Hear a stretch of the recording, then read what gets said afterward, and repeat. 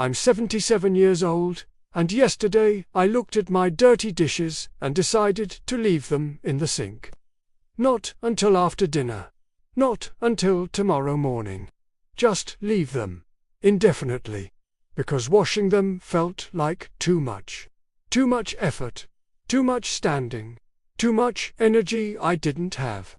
And as I walked away from that sink, leaving behind a growing pile of plates and cups and utensils, I felt something shift inside me.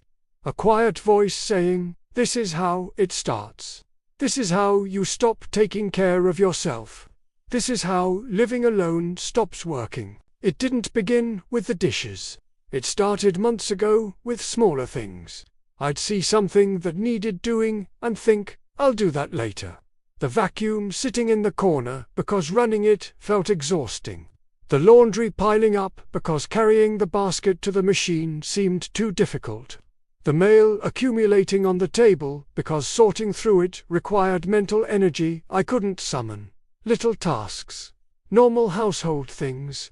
But, one by one, they started feeling insurmountable. At first, I'd still do them, eventually. Later that day, or the next day, or whenever I felt up to it. But gradually, later became never. The vacuum stayed in the corner for weeks. The laundry sat dirty until I ran out of clothes entirely. The mail became a mountain I stopped looking at. And I told myself it was fine. I told myself I was just tired. Just having a bad week. Just getting older and needing more rest. Normal things, nothing to worry about. I live alone. I've lived alone for 10 years, since my wife died. And living alone after 70 means there's no one there to pick up the slack when you can't manage. No one to wash the dishes when you're too tired. No one to notice that you've stopped doing laundry or vacuuming or taking care of your home. You can let things slide, and the only person who sees it is you. And when you're the only witness, it's easy to pretend everything's fine. Have you done this too? Let tasks pile up because doing them feels impossible, even though they used to be nothing. The house started to reflect my decline. Dust everywhere because dusting required reaching and bending and standing. Floors that needed sweeping but the broom felt too heavy. Bathrooms that needed cleaning but the thought of scrubbing made me want to cry. I'd look around at the growing mess and feel ashamed. Feel like I was failing at the most basic responsibility of maintaining my own space. But I still didn't do anything about it. Because doing something about it felt harder than living with the shame. I stopped having people over. My daughter would call and ask to visit, and I'd make excuses. Too busy. Not feeling well. The house is a mess, and I need to clean first. But I never cleaned because cleaning felt too much. So instead, I just stayed isolated, alone in my increasingly dirty house, pretending to the outside world that everything was fine. When was the last time maintaining your home felt manageable? When was the last time you looked around and felt capable instead of defeated? The dishes were the breaking point, because I couldn't avoid them the same way. You can ignore dust, you can step around dirt, you can close the door on a messy room. But you need dishes to eat. And when the sink fills up and you have no clean plates, you have to face what you've been avoiding. You have to admit that you're not managing. That elderly living alone has become elderly struggling alone. I started eating out of the same bowl, rinsing it quickly and using it again without properly washing it. I started using paper plates when I had them, throwing away trash instead of dealing with dishes. I started eating less, because preparing food and cleaning up after felt too overwhelming. Not consciously, not as a decision. Just gradually eating smaller meals, simpler food, sometimes skipping meals entirely because the whole process was too much. My son came over unannounced 3 weeks ago. I'd been avoiding his calls, making excuses, keeping him away. But he showed up anyway. And when I opened the door, I saw him take in the state of my house. The dishes overflowing the sink. The trash that needed taking out. The general disorder and dirt. The look on his face, that mix of shock and sadness and worry, it broke something in me. He didn't yell, he didn't lecture. He just asked quietly if I was okay, if I'd been managing, if I needed help. And I couldn't lie anymore. I couldn't pretend. I just stood there and started crying. Told him everything felt too hard, that I couldn't keep up, that simple tasks had become mountains I couldn't climb, that I didn't know what was wrong with me, but I couldn't seem to do anything anymore. Do you know what it's like to admit out loud that you can't manage your own life? That the basic tasks of daily living have become too much? We sat down and talked for a long time. About what had changed. About when I'd started struggling. About what felt hardest. And as I talked, I realized this wasn't just about being tired or lazy or having bad days.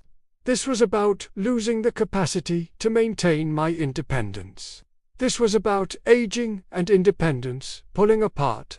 This was about that nursing home fear becoming more real, because if I couldn't wash my own dishes, how could I claim I was managing alone? But my son didn't talk about nursing homes. He talked about support, about help, about ways to make living alone sustainable again. He started doing the dishes right there while we talked. He said we'd figure this out together. That there were options between struggling alone and giving up my home entirely. Over the next few days, we made changes. He hired a cleaning service to come twice a month. Someone to handle the heavy cleaning, the vacuuming, the bathrooms, the things that had become too much for me. He set up a laundry service that picks up and delivers. He got me paper plates and disposable utensils for days when washing dishes felt impossible, because using them was better than not eating. He organized a meal delivery service for dinners, so I didn't have to cook and clean up every night. And he got me something else. A home health aide who comes 3 times a week, not to do everything for me, but to help. To do the tasks alongside me that feel too hard alone. To provide the energy and capability I don't have anymore. To be there so I'm not facing everything by myself. It's been 3 weeks now. The house is cleaner. The dishes get done. I'm eating properly again. And I'm learning something difficult but important. That losing independence doesn't always look like falling or getting sick or having a crisis. Sometimes it looks like dishes piling up in the sink. Like laundry going unwashed. Like simple tasks feeling too much. And recognizing that, admitting it, asking for help before everything falls apart, that's not giving up. That's actually fighting to stay independent in the ways that matter. I still have hard days. Days when everything feels too much. Days when I can barely get out of bed, let alone maintain my house. But I'm not facing those days alone anymore.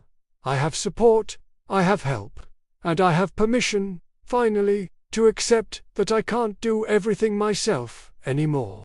That living alone after 77 doesn't mean doing everything alone. It means building the support that lets you keep living in your own home safely. If simple tasks are starting to feel too much, if you're letting dishes pile up or laundry go undone or your house slowly fall into disorder because you don't have the energy or strength or will to maintain it, please hear what I'm saying.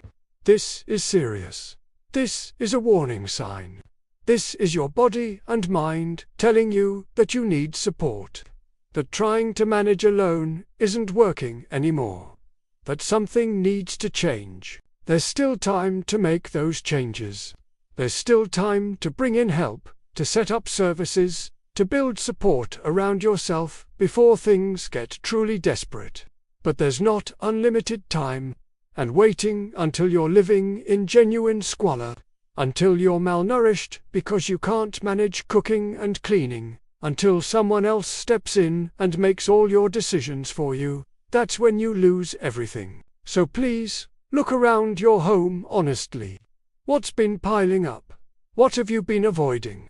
What tasks have gone from difficult to impossible? Because those are the signs. Those are the moments when you need to reach out. When you need to admit you're struggling. When you need to accept that maintaining your independence means accepting help. If this story resonated with you, if you recognized yourself in any part of it, I hope you'll subscribe to this channel. Share this video with someone who might be struggling in silence. Leave a comment and tell me what feels too much for you right now, because you're not alone in this. Hit the like button if you found this honest and real. We need to talk about these things. We need to stop pretending that independence means doing everything yourself until you can't anymore.